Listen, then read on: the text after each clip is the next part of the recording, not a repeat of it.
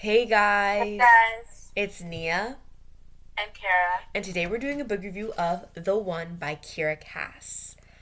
Let's get into it. The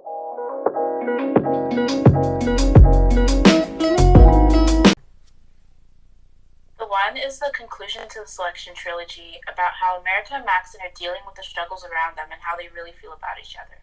Truths are revealed not only between America and Maxon, but between Aspen and the others, the other girls, and even Maxon and Aspen.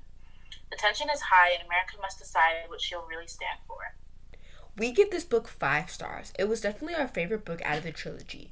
We gave this book 5 stars because of how many loose ends got tied up and how much drama we get to see in the last book of the selection series. This book was definitely more emotional than the others and had a lot of great suspense between the characters, but towards the end, everything felt right. We will now be moving on to the spoiler part of this book review, so if you haven't read the book and you don't want to be spoiled, please check out of this video. But if you want to be spoiled, continue watching. Now we'll be going on to favorite characters. My favorite character, or one of them, is surprisingly Celeste. If Celeste was like this in all of the other books, she would have been my absolute favorite hands down. However, she has an extremely amazing character development in this book. She was funny and a lot more of a chill person to be around in this book that even America was able to forgive and forget the things that she did. I was too. It was so refreshing to see this kinder, more supportive side of her that no one would have expected to see. It broke my heart that she died because now we have no chance of seeing her and America's relationship when they grow up. I also like Marley, like I did previously, because she's just so consistently sweet in these books and it never gets old. My favorite character in the one is definitely Celeste. We got to see what she was really like, and we learned that her attitude was just a facade. She really was a nice person. She had so much character development in this book, and I loved that. But in the end, the fact that Celeste died was so sad. We only got to see the real her for such a little amount of time. Another character I liked is Marley. She has such a nice personality, and she was always there for America, and I love that about their relationship because they were always there for each other. Now we will be going on to favorite parts. This book had loads of favorite parts, but I will just name two of them. One of them is right in the beginning of the book when America tried to dress all scandalous to get Maxon's attention, but he ended up laughing at her.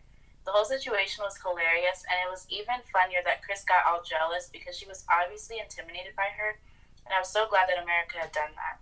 Another favorite part of mine was after Maxon had just ended things with America for good because he caught her with Aspen, and there was a whole chapter full of letters he wrote and never gave to her when she was going to her dad's funeral.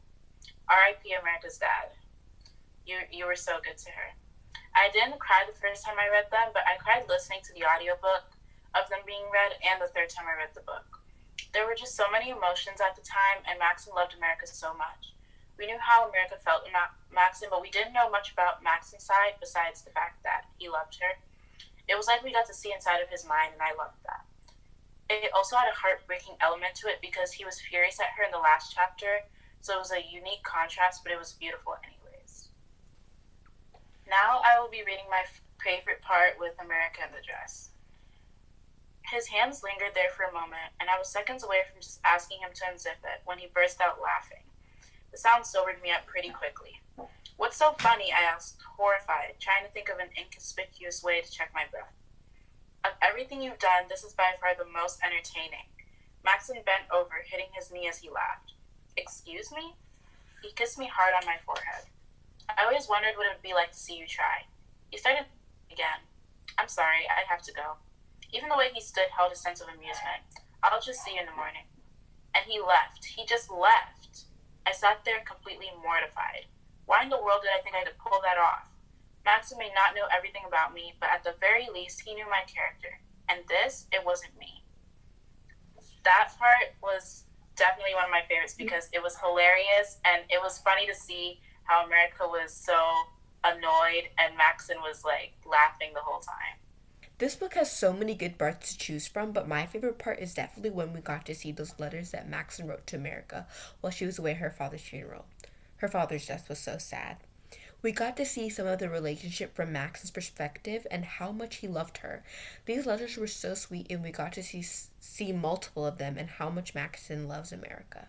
Now we'll be reading my favorite quote from my favorite part. December 27th, 11 p.m. My dear America, I've never written a love letter to letters, so forgive me if I fail now. The simple thing would be to say that I love you, but in truth, it's so much more than that. I want you. America, I need you. I've held back so much from you out of fear. I'm afraid that if I show you everything at once, it will overwhelm you and you'll run away. I'm afraid that somewhere in the back of your heart is a love for someone else that will never die. I'm afraid that I will make a mistake again, something so huge that you retreat into that silent world of yours. No scolding from a tutor, no lashing from a father, no isolation in my youth has ever hurt me so much as you separating yourself from me. I've been thinking that it's there, waiting to come back and strike me, so I've held on to all my options, fearing that the moment I wipe them away, you would be standing there with your arms closed, happy to be my friend, but unable to be my equal, my queen, my wife. And for you to be my wife, all I want in the world. I love you. I was afraid to admit it for a long time, but I know it now. I would never rejoice in the loss of your father, the sadness you felt since he's passed, or the emptiness I've experienced since you left. But I'm so grateful that you had to go. I'm not sure how long it would have taken me to figure this out if I hadn't had to start trying to imagine a life without you. I know now with absolute certainty that this is nothing I want. I wish I was as true an artist as you so that I could find a way to tell you that you've become to me. America, my love, you are sunlight falling through trees. You are laughter that breaks through sadness. You are the breeze on a too warm day. You are clarity in the midst of confusion. You are not the world, but you are everything that makes the world good. But that you, my love, would still exist, but that's all it would manage to do. You said that to get things right, one of us would have to take a leap of faith. I think I've discovered the canyon that must be leaped, and I hope to find you waiting for me on the other side. I love you, America. Yours forever, Maxon. This part was just amazing. I have to say, this is why it's my favorite part. My least favorite character will always be King Clarkson. I talked about this in the last book review, but King Clarkson is not only the worst ruler, but the worst father to his only son. He can do so much better than that. I was honestly not at all upset that he died. I know it sounds a little bit insensitive, but if you've chosen to make it this far in the video and you haven't read the book, you'll understand why I feel the way I do once you do read it. Maxon's mother really should not have died, though. It's sad that the best parents in this series had to die as well.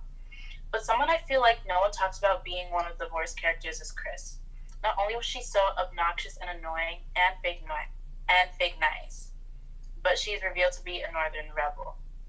The anger I felt when she made it this far in the selection with America is so hard to describe. America can be obnoxious and annoying as well, so maybe that's why Maxon chose the two of them in the final round, but I hate her with such a passion that her obnoxiousness overflows a lot more. She has just always rubbed me the wrong way. Just something about her ticks me off.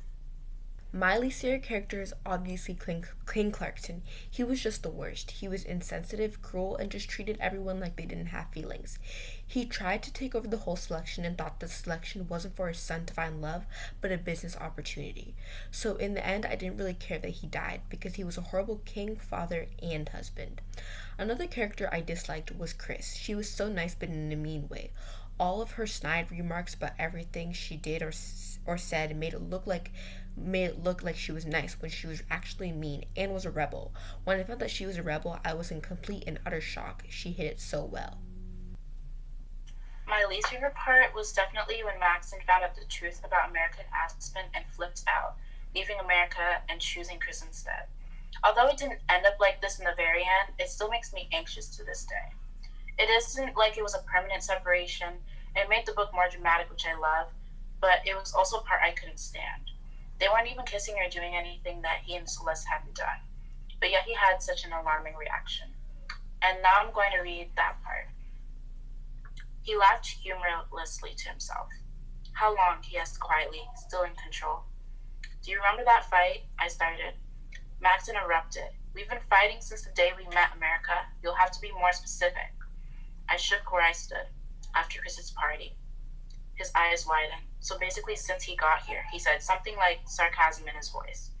Maxon, I'm so sorry. At first, I was protecting him, and then I was protecting myself. And after Marley was caned, I was afraid to tell you the truth. I couldn't lose you, I pleaded. Lose me? Lose me? He asked, astonished. You're going home with a small fortune, a new cast, and a man who is still pursuing you. I'm the one losing here today, America. The words took my breath away. I'm going home?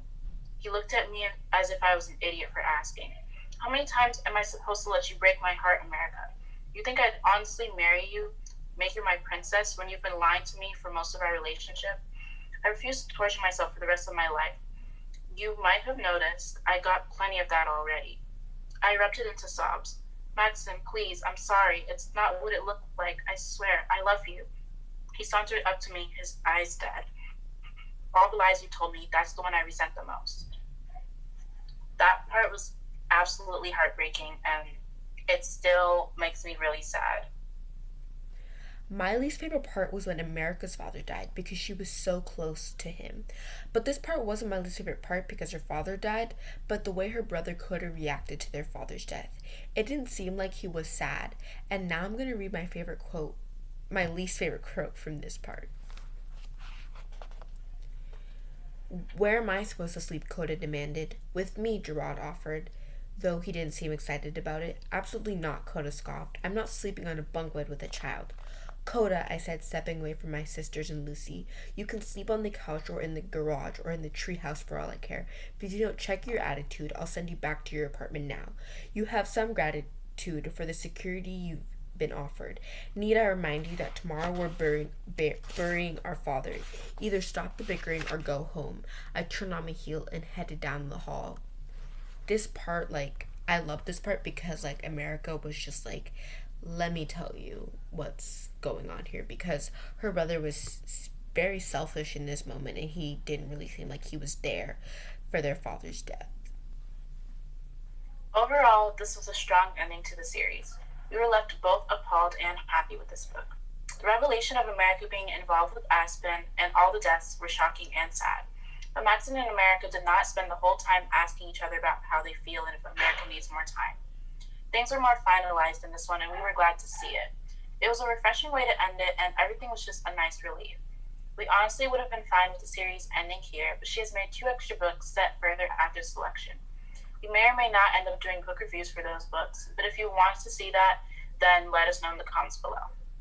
Thanks for watching, guys. We hope you enjoyed this video. Make sure to comment down below some books we should read and review.